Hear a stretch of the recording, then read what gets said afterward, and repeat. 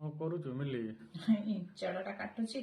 ହଁ ଦେଇ କଣ କରିବ ଆଜି? ଇଞ୍ଚଡ଼ ତରକାରୀ। କରିବା। ଏଇଟା କଣ କ୍ଷୀର ବୋହିଲାଣି ଏତେ ସବୁ? ଏଟା ବୋହିବ। ବୋହି ସାରିଲା ପରେ କାଟିବୁ ନା? ହଁ। ଆଚ୍ଛା।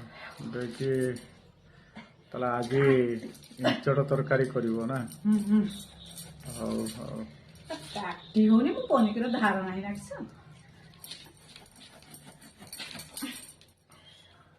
ବର୍ତ୍ତମାନ ଆମ ପନିକିରେ ଧାର ନାହିଁ, ସେ କୁନ୍ଥେଇକି ତାଙ୍କର କାଟୁଛନ୍ତି ଇଞ୍ଚଡ଼।